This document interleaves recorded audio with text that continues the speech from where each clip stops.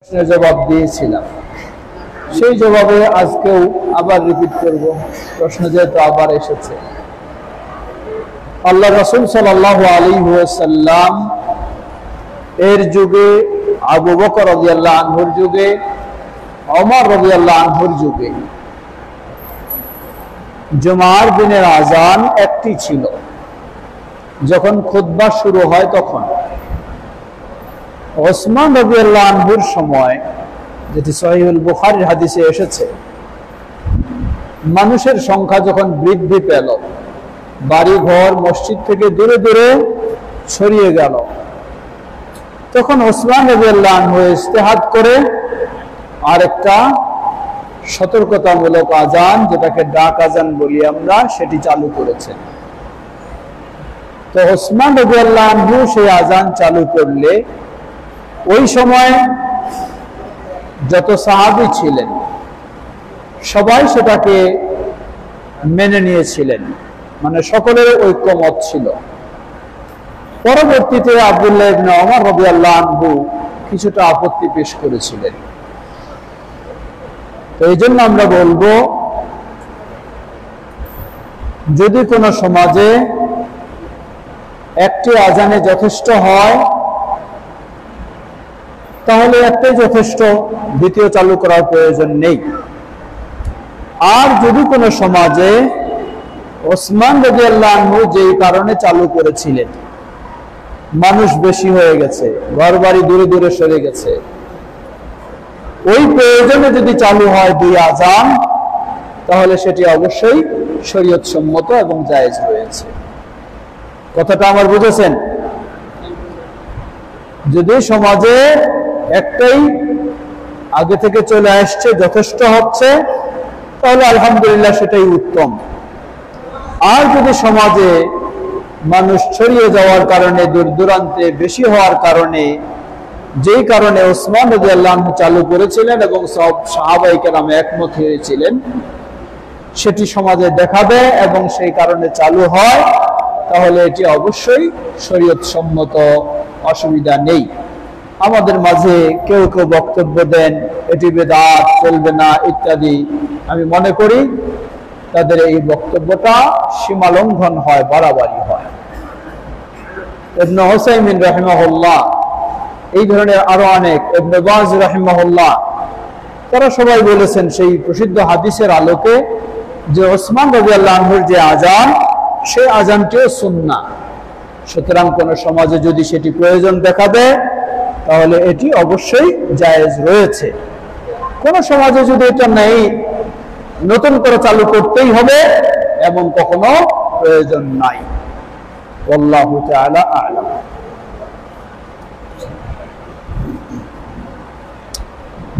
প্রশ্ন করেছেন, কোন পণ্যের নির্ধারিত দামের বেশি মূল্যে বিক্রি করা যাবে কি?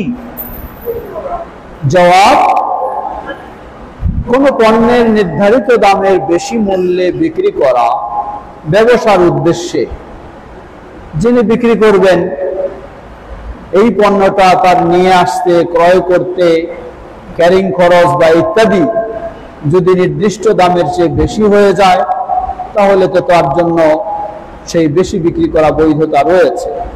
তবে আমাদের দেশে যে সিন্ডিকেট সিস্টেম, এই সিন্ডিকেট সিস্টেম কখনো বৈধ নয়। এটি জুলুম করা হয় মানুষের প্রতি, একটা কৃত্রিম সংকট তৈরি করে সবকিছু বাড়ায় দিয়ে মানুষের উপর জুলুম করা হয়, এটি কখনো বৈধ হবে না।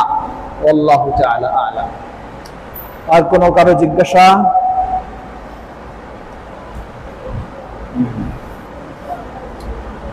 কোন এলাকার মসজিদের ইমামকে সাধারণ মানুষের কাছ থেকে টাকা তুলে সালাত পড়ানোর জন্য বেতন দেওয়া যাবে কি না? কারণ সালাত শুধুমাত্র আল্লাহর জন্য, বেতন দেওয়ার বিষয় আল্লাহর রাসূল ও সাহাবী তাবেঈ থেকে প্রমাণিত আছে কি না, একটু ভালো করে শুনবেন। প্রশ্ন বুঝেছেন? কোন মসজিদের ইমাম সালাত পড়ানোর জন্য তাকে মানুষের কাছ থেকে টাকা নিয়ে বেতন দেওয়া যাবে কি না? জবাব, যাবে। দলিল রাসূলুল্লাহ সাল্লাল্লাহু আলাইহি ওয়াসাল্লাম নিজে, আবু বকর রাদিয়াল্লাহু আনহু নিজে, ওমর রাদিয়াল্লাহু আনহু নিজে, খোলাফায়ে রাশিদিন নিজে। কিভাবে দলিল হইল? রাসূল সাল্লাল্লাহু আলাইহি ওয়াসাল্লাম বাইতুল মাল থেকে নিজের প্রয়োজন মেটানোর জন্য গ্রহণ করতেন। আবু বকর রাদিয়াল্লাহু আনহু যখন খলিফা হলেন, তার ব্যক্তিগত কাজকর্ম, ব্যবসা বাণিজ্য পারলেন না করতে, সব সময়টাই দিচ্ছেন মুসলিম সমাজের জন্য। তিনি খতিব, তিনি ইমাম, তিনি নেতা, তিনি সবকিছু। যার কারণে নিজের চলার জন্য যেটুকু প্রয়োজন হয় সেটা নিতেন কোথা থেকে? বাইতুল মাল থেকে, সরকারি কোষাগার থেকে নিতেন। একইভাবে খোলাফায়ে রাশিদিন। এটাই হলো দলিল। এখন আপনি ধরে নেন এই মসজিদে একজন ইমাম নিয়োগ দিলেন। ইমাম, এই নিয়োগ, ইমামের বেতন কি সরকারি কোষাগার থেকে দিবে? দিবে নাকি? সরকারি ফান্ড থেকে দিবে? দিবে না। তাহলে এই ইমাম তার চাকরি বাদ দিয়ে, কাজ বাদ দিয়ে আপনাদের পিছনে সেবা দেয়, সে কি না খেয়ে মরবে? তার পরিবারকে চালাবে। তার পরিবার চালানো তার নিজের খাওয়ার জন্য এই মুসল্লিদের দায়িত্ব। এই মুসল্লিদেরকে সেই ব্যবস্থাটা নিতে হবে। কথাটা বুঝবেন ভালো করে। কারণ সেই ব্যক্তি এখানে 5 ওয়াক্ত সালাতের জন্য এঙ্গেজ হয়ে আছে, সে স্বাধীনভাবে ফ্রিভাবে কাজ করতে পারছে না। এখন তাকে চলতে হবে, তার পরিবার চালাতে হবে, এই দায়িত্বটা নিতে হবে এই মুসল্লিদেরকে। এখন সেই মুসল্লিরা কেমনে দায়িত্ব নিবে? আপনার বাড়ি একদিন খাওয়াবেন, ওর বাড়ি একদিন খাওয়াবেন, এটা তো হয় না। তাই কি করবেন? সবাই সহযোগিতা দিয়ে, মাসিক টাকা বলুন আর যে বলুন, এটা দিয়ে তাকে হেল্প করবেন। এটা কিসের জন্য? সালাত পড়ানোর জন্য মনে করবেন না, মনে করবেন তিনি এখানে যে সময় ব্যয় করতেছেন, এই সময় ব্যয়ের জন্য তাকে আপনারা দিবেন। কথা বুঝেছেন আমার? কিছু মানুষ ইদানিং রয়েছে এই উদ্ভট প্রশ্ন করে সমাজে একটা বিশৃঙ্খলা সৃষ্টি করে। ও, এই ইমাম সাহেব বেতন নেয়, তাহলে কি করা যাবে না? তার পিছনে সালাত পড়া যাবে না। আরে পাগল, এই ইমাম সাহেব বেতন নেয়, তুমি আগে ইমাম সাহেবের বাড়িতে খাওয়াতে আসো, তাহলে ইমাম সাহেব নিবে না। ইমাম সাহেবের কাপড় টাপড় যা কিছু প্রয়োজন সেগুলো দিয়ে আসো, ইমাম সাহেবের তার প্রয়োজন নাই। প্রয়োজন থাকবে। আর উদাহরণস্বরূপ ধরে নেন ইমাম সাহেবের মাসে 10,000 বেতন দেন বা 20,000 বেতন দেন। আপনি এই 20,000 তার পরিবার চালানোর জন্য 30,000 দিয়ে আসেন, ওই ইমাম সাহেব আর চাইবে কিছু? ওই ইমাম সাহেবকে পরিবার চালানোর জন্য যদি 30,000 দিয়ে আসেন, কোন নামাজের বিনিময় না, অন্য কিছুই না, এমনি দিলেন, প্রতি মাসে 30,000 করে দিচ্ছেন আর বলছেন আপনি আমাদের সময় দেন, ওই ইমাম সাহেব আর বেতন চাইবে? বলেন চাইবে নাকি? কখনো চাইবে না। আপনার দায়িত্ব হলো এই দায়িত্ব নেওয়া। আপনি সেই দায়িত্ব নেবেন না আর বলবেন ও নামাজ পড়ায় টাকা নিচ্ছে, তার পিছনে জায়েজ হবে না। এগুলি বিভ্রান্তিকর কথা। আমি কি বললাম? বললাম যে রাসূল সাল্লাল্লাহু আলাইহি সাল্লাম, আবু বকর রাদিয়াল্লাহু আনহু, ওমর রাদিয়াল্লাহু আনহু, তারা ইমাম ছিলেন না? খতিব ছিলেন না? তারা কোথা থেকে নিয়েছিলেন? নিয়েছিলেন এই সরকারি ফান্ড থেকে। সেই সময়ের যে বাইতুল মাল, সেটা থেকে নিয়েছেন পরিবার। এটাই হলো সেম জিনিস। আজকে বাইতুল মাল নাই, আপনারা যেটা চাঁদা দিয়ে দিচ্ছেন, এটাই হলো বাইতুল মাল। সুতরাং এটি অবশ্যই বৈধ। যারা এই বিভ্রান্তি করে, এটি ভ্রান্ত চিন্তা তাদের। আল্লাহু আ'লাম। আর কোন জিজ্ঞাসা আপনাদের? জি। কোন অনলাইন প্রতিবাদ করতে গিয়ে তখন দাবি আদায় করতে গিয়ে নিহত ব্যক্তিকে শহীদ করা যাবে কিনা? প্রশ্ন করেছে কোন অন্যায়ের প্রতিবাদ করতে গিয়ে, কোন দাবি আদায় করতে গিয়ে নিহত ব্যক্তিকে শহীদ করা যাবে, বলা যাবে কি না? জবাব, যদি অন্যায়ের প্রতিবাদটা ইসলামের জন্য হয় অথবা নিজের ব্যক্তিগত অধিকার আদায় বা সম্পদ সংরক্ষণের জন্য হয়, মান কুতিলা দুনা মালিহি ফাহুয়া শাহীদুন। কোন ব্যক্তির যদি সম্পদ ডাকাতে এসে লুট করে নিতে চায়, আর আপনি কি করবেন? লুট করার জন্য ছেড়ে দিবেন না? আপনি তো প্রতিরোধ করার চেষ্টা করবেন। এই প্রতিরোধ করতে চেষ্টা করতে গিয়ে যদি আপনি নিহত হন, ইসলাম বলে আপনিও কি শহীদ। মান কুতিলা দুনা মালিহি ফাহুয়া শাহীদুন, সেও শহীদ। তাহলে এখন বুঝবেন আমাদের সমাজে কি সমস্যাটা? সমস্যা হলো পাইকারি শহীদ বলেই, আবার যেটা হওয়া দরকার সেটা বলি না। এই হলো অসুবিধা। না, তা কেন করবেন আপনি? কেউ যদি ইসলাম বিরোধী কাজ করতে গিয়ে, ইসলাম বিরোধী অধিকার আদায় করতে গিয়ে শহীদ হয়, তাহলে তাকে কখনো শরীয়তে শহীদ বলা যাবে না। উদাহরণস্বরূপ আমাদের দেশে নারীবাদী আছে না? নারীবাদী মানে কি? যে সমস্ত নারীরা বলে যে নারীর অধিকার আদায় করতেছে। নারীর অধিকার মানে নারীর অধিকার, নারী যেন বেপরদায় চলতে পারে, নারী যেন উন্মুক্ত খোলামেলা চলতে পারে, এটা হলো নারীর অধিকার তাদের কাছে। এখন এই অধিকার আদায়ের জন্য কেউ যদি আন্দোলন করে আর সে যদি নিহত হয়, তারে কি শহীদ বলা যাবে? তাকে কখনো যাবে না বলা, কারণ তার যে অধিকার আন্দোলন আদায়টা দাবিটা সেটাই হলো ইসলাম বিরোধী, সেটা হলো ইসলাম বিরোধী, তাই সে কখনো শহীদ হতে পারে না। কিন্তু একজন যদি ন্যায্য অধিকার তার এবং ইসলাম বিরোধী নয়, তাহলে অবশ্যই সে হবে। আল্লাহু তাআলা আ'লাম। জি, আর কোন? মুমিন বান্দা কি নিজ আমলগুলোই বেচতে যাবে না আল্লাহর ক্ষমা লাগবে? আবার বলেন। মুমিন বান্দা নিজ আমলগুলোই বেচতে যাবে না আল্লাহর ক্ষমা লাগবে? জি, আমাদের ভাই প্রশ্ন করেছেন মুমিন বান্দা নিজ আমলের গুণে জান্নাতে যাবে না আল্লাহর ক্ষমা লাগবে। প্রশ্নটা এইভাবে করবেন যে ক্ষমা না, আল্লাহর দয়া লাগবে। হ্যাঁ, আল্লাহর দয়া। জবাব, মুমিন বান্দা কখনো নিজ আমলের যোগ্যতায় জান্নাতে যেতে পারবে না আল্লাহর দয়া ছাড়া।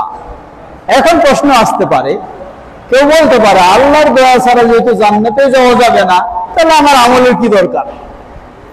আমার আমল দিয়ে যেহেতু জান্নাতে যেতে পারবো না, আল্লাহর দয়া ছাড়া হবে না, তাহলে আমার এই আমলের দরকার কি? জবাব, আল্লাহর দয়াটা পাওয়ার জন্য আমাকে আমল করতে হবে। তবে খেয়াল করবেন, আল্লাহর দয়াটা পাওয়ার জন্য আমাকে আমল করতে হবে। আমি যদি আমল না করি তাহলে আল্লাহর দয়া পাবো না। এই জন্য বুঝতে হবে জিনিসটা, আল্লাহর দয়া ছাড়া আমার আমলে জান্নাত পাওয়ার জন্য যথেষ্ট নয়। জান্নাত পাওয়ার জন্য যেই পরিমাণ আমলের দরকার, যেই পরিমাণ যোগ্যতার দরকার, এটা আমার অর্জন করা কখনোই সম্ভব হবে না। যেমন উদাহরণ, একটা সহিহ বুখারীর হাদিস, উদাহরণটা দিলে বুঝবেন। একজন ব্যক্তি ছিলেন পূর্ববর্তী উম্মার, তিনি প্রায় 500 বছর হায়াত পেয়েছিলেন। তার এই গোটা 500 বছর জীবনে সে কোনো অন্যায় কাজ করেনি, খালি আল্লাহর পথেই ছিল। তার একটা ধারণা হলো, আমার 500 বছরের জীবন চোখের পলক পরিমাণ আমি কোনো অন্যায় করি নাই, তাহলে তো আমি এই আমল দিয়ে কি পাবো? জান্নাত পেয়ে যাব। এই ছিল তার ধারণা। কিন্তু যখন তার আল্লাহ তাকে যে নিয়ামত দিয়েছেন আর তার যে আমল, এটা যখন হিসাব নিকাশ শুরু হলো, দেখা গেল আল্লাহ তাকে যে চোখের নিয়ামত দিয়েছেন, এই চোখের নিয়ামতের বিনিময়ে হলো গোটা 500 বছরের আমল শেষ। চোখের নিয়ামতের বিনিময়ে 500 বছরের আমল শেষ। বাকি নিয়ামত তো কি আরোই আছে। কানের নিয়ামত আছে, জিহ্বার নিয়ামত আছে, হ্যাঁ, ব্যায়াম শক্তির নিয়ামত আছে, সুস্থতার নিয়ামত আছে, এগুলি তো আছে। এগুলি এর বিকল্প তার কোনো আমলেই নাই। এখন কি আর জান্নাত কইটা? এখন শেষটা কি দাঁড়ালো? আল্লাহর দয়া ছাড়া আর জান্নাত নাই। তাই আমরা যে আমল করি, এই আমল জান্নাত পাওয়ার জন্য যথেষ্ট কোনোদিনই হতে পারে না। যার কারণে কি লাগবে? আল্লাহর দয়া ছাড়া জান্নাত সম্ভব নয়। তাহলে ওই যে আগেই বলেছি, কেউ বলার সুযোগ নাই তাহলে আমল কেন করবো? জবাব, আমল ছাড়া আবার আল্লাহর কি পাওয়া যাবে না? আল্লাহর দয়া পাওয়া যাবে না। আমি সালাত আদায় না করলে আল্লাহ আমাকে দয়া করবেন না, আমি যাকাত না দিলে আল্লাহ আমাকে দয়া করবেন না। সুতরাং আমলও লাগবে এবং কি লাগবে? দয়াও লাগবে। আল্লাহু আ'লাম। জি, আর হ্যাঁ বলছি,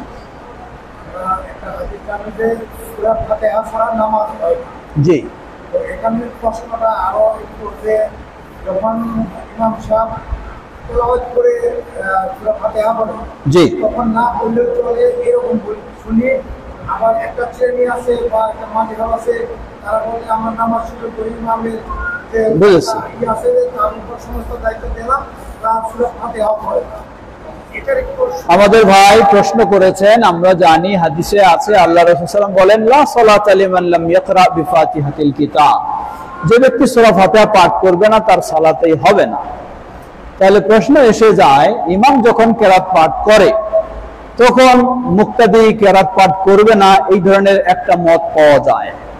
আবার আরেক মাযহাবের অনুসারী, হানাফি মাযহাবের অনুসারী ভাইয়েরা বলে থাকেন যে ইমামের পিছনে যখন দাঁড়াইলাম তো ইমামের উপরে তো সব দায়ভার দিয়ে দিলাম, তাহলে আমার আবার কেন পড়ার দরকার? জবাব, প্রথম জবাব হলো আল্লাহ রাসূল সাল্লাল্লাহু আলাইহি ওয়াসাল্লাম বলেন, লা সালাতা লিমান লাম ইয়াকরা বিফাতিহাতিল কিতাব। সূরা ফাতিহা ছাড়া যে পাঠ করবে না তার সালাতেই হবে না। সালাতেই হবে না কোন? আল্লাহ রাসূল সাল্লাল্লাহু আলাইহি ওয়াসাল্লাম বলেন নাই একাকী সালাত হবে না, অথবা বলেন নাই ইমামের সালাত হবে না, অথবা বলেন নাই মুক্তাদির সালাত হবে না। সাধারণভাবে বলেছেন। এর মানে ইমামেরও সূরা ফাতিহা ছাড়া হবে না, মুক্তাদিরও সূরা ফাতিহা ছাড়া হবে না, একাকী ব্যক্তিও সূরা ফাতিহা ছাড়া হবে না, ফরজ সালাতও সূরা ফাতিহা ছাড়া হবে না, নফল সালাতও, মানে সকল সালাত সকল নামাজি সূরা ফাতিহা ছাড়া হবে না। এই হাদিস থেকে এই হাদিস থেকে এটাই বোঝা যায়। এক, তাহলে বোঝা যায় একাই পড়লেও সূরা ফাতিহা পড়তে হবে, ইমাম হলেও সূরা ফাতিহা পড়তে হবে, ইমামের পিছনে হলেও সূরা ফাতিহা পড়তে হবে। এখন যারা বলে যে ইমামের কেরাত হলে লাগবে না, জবাব, তারা এখানে দলিল দেওয়ার চেষ্টা করে কোরআন কারীমে সূরা আরাফের একটি আয়াত। আল্লাহ বলেন, ইযা কুরিয়াল কুরআন ফাসতামিউ লাহু ওয়া আমসিতু। যখন কোরআন পাঠ করা হয় তোমরা মনোযোগ সহকারে শোনো এবং চুপ থাকো। সুতরাং ইমাম যেহেতু কোরআন পাঠ করছে, এখন মনোযোগ সহকারে শুনতে হবে, চুপ থাকতে হবে। জবাব, এই আয়াত দিয়ে এই ইমামের পিছনে সূরা ফাতিহা পাঠ করা নিষিদ্ধ করা যাবে না। কেন যাবে না? এই আয়াত নাজিল হয়েছে মক্কার যুগে, আর সূরা ফাতিহা ছাড়া সালাত হবে না এই নির্দেশ দিয়েছেন আল্লাহ সাল্লাম মদিনার যুগে। তাহলে নির্দেশটা কখন আসছে? আয়াত নাজিল হওয়ার পরে আসছে। তাহলে আমি যখন এই আয়াত দিয়ে বুঝছি যে ইমামের তেলাওয়াত হলে সূরা ফাতিহা পড়া যাবে না, অথচ আল্লাহ রাসূল সাল্লাল্লাহু আলাইহি ওয়াসাল্লামের উপরে এই কোরআনের আয়াত নাজিল হয়েছে, তিনি কখনো এটা দিয়ে এটা বুঝেন নাই। এটা হলো সাধারণ যখন তেলাওয়াত হবে সেখানে আপনি কি করবেন না, কোনো কিছু পাঠ করবেন না, মনোযোগ সহকারে শুনবেন, নীরব থাকবেন। আর ইমামের পিছনে শুধু সূরা ফাতিহা পাঠ করার অনুমতি, অন্য সময় অন্য তেলাওয়াতের সময় অন্য কিছু পাঠ করার অনুমতি নাই, সেখানে আপনাকে নীরব থাকতে হবে। এটা গেল এক জবাব। দ্বিতীয় জবাব, যারা বলে যে ইফতাদাইতু বিহাযাল ইমাম, ইমামের পিছনে দাঁড়াইছি, ওর কাঁধে তো সব দায়িত্ব দিয়ে দিছি, আমার তো আর কিছু নাই। জবাব, তাকে আপনি একটু প্রশ্ন করেন যে তুমি কি সিজদার মধ্যে সুবহান রাব্বিয়াল আলা বলো? কি জবাব দিবে? বলি। রুকুতে কি সুবহান রাব্বিয়াল আযীম বলো? কি বলবে? বলি। কেন বলবা? এটা কি ইমামের দায়িত্ব দাও নাই? এটাও তো ইমামের দায়িত্ব দিলেই চলে, তাহলে এটা তুমি কেন বলো? তুমি কি আত্তাহিয়াত বলো? বলি। কেন বলো? দরুদ বলো? বলি। কেন বলো? এটা তো ইমামের দায়িত্ব দিয়ে দিলেই চলতো। সুতরাং তাদের এই দলিল যৌক্তিক নয়, গ্রহণযোগ্য নয়। ইমামের উপর দায়িত্ব যদি সূরা ফাতিহা পাঠ চলে, তাহলে তো অন্যান্য দোয়াগুলির আরো চলবে। কথা বলেছেন না? অন্যান্য দোয়াগুলির আরো চলবে, কিন্তু ওগুলি যেহেতু চলতেছে না, পড়তেই হচ্ছে, পড়তেছেন আপনারা, সুতরাং এই অজুহাত দিয়ে এটা করবেন, এটি সঠিক নয়। আল্লাহু তাআলা আ'লাম। জানাজার সালাতও সালাত, সেখানেও সূরা ফাতিহা পড়তে হবে। আমরা শেষ করব। হ্যাঁ, আর দীর্ঘ, এটাই সর্বশেষ প্রশ্ন। আমাদের ভাই প্রশ্ন করেছেন, টয়লেট এবং গোসলখানা, ওযুখানা একখানে থাকলে সেটাতে ওযু হবে কি না? কারণ এখন জায়গা স্বল্পতার কারণে টয়লেটের ভিতরেই বেসিং থাকে, ওযুর জায়গা থাকে, গোসলের জায়গা থাকে। জবাব হবে, অসুবিধা নেই। হয়তো বলবেন আবার, তাহলে কি বিসমিল্লাহ বলবো না? জবাব, হ্যাঁ, ওযুর সময় আপনি বিসমিল্লাহ বলবেন। বিসমিল্লাহ বলে নিষেধ কখন? কেউ যদি পেশাব পায়খানা অবস্থায় থাকে, ওই অবস্থায় আল্লাহর নাম উচ্চারণ করা নিষেধ। কিন্তু কেউ তো পেশাব পায়খানা অবস্থায় ওযু শুরু করে না, অবশ্যই পানি দিয়ে পরিচ্ছন্ন হয়, পবিত্র হয়ে সরে যায় আরেক জায়গায়, তারপর সেখানে ওযু শুরু করে। সুতরাং সেখানে ওযুতে কোনো অসুবিধা নেই। আল্লাহু তাআলা আ'লাম। যেগুলো আমরা শুনেছি সেগুলো যেন উপকৃত হতে পারি, আল্লাহ আমাদের সকলকে সে তৌফিক দান করুন। আরেকটা রিকোয়েস্ট দিন, মুরব্বি মানুষ। হ্যাঁ, মুরব্বি মানুষ। আচ্ছা, বলেন।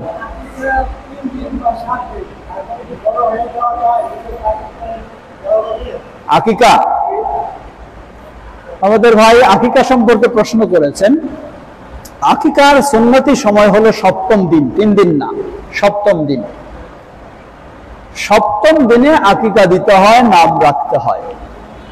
যদি কারো কোনো কারণে সপ্তম দিনে সে করতে পারেনি, হয়তো জানে না ভালো, অথবা তার আয়োজন ছিল না, ম্যানেজ করতে পারেনি, ইত্যাদি কোনো কারণে যদি সপ্তম দিনে ছুটে যায়, তাহলে যখনই তার সুযোগ হবে তখনই সে করে ফেলবে। আমাদেরকেও ফতোয়া দেন না আর চলবে না, এই ফতোয়া সঠিক নয়, এই ফতোয়া সঠিক নয়। কারণ এক হাদিস এসেছে, যে হাদিসটাকে শেখ আলবানী রাহিমাহুল্লাহ সহিহ বলেছেন, নবী সাল্লাল্লাহু আলাইহি সাল্লামও তার নবুয়তের পরে নিজের আকিকা দিয়েছেন। এই হাদিসটা এক জায়গায় দুর্বল আর এক জায়গায় সহিহ। তাহলে নবী সাল্লাল্লাহু আলাইহি সাল্লামের এই হাদিস থেকে বোঝা যায় যে বয়স হয়ে গেলেও এমনকি নিজেও নিজের আকিকা না দেওয়া হলে দিতে পারবে। তাই আমরা বলবো উত্তম হলো, আসল সুন্নতি সময় হলো সপ্তম দিন। এটি যদি ছুটে যায়, যখনই সুযোগ হবে তখনই দিয়ে ফেলার চেষ্টা করবে। আল্লাহু তাআলা আলাম। এতক্ষণ যাবত যেগুলি শুনেছি আমরা যেন উপকৃত হতে পারি, আল্লাহ আমাদের তৌফিক দান করুন। وآخر دعوانا أن الحمد لله رب العالمين وصلى الله تعالى على نبينا محمد وعلى آله وصحبه أجمعين. سبحانك اللهم وبحمدك أشهد أن لا إله إلا أنت أستغفرك وأتوب إليك.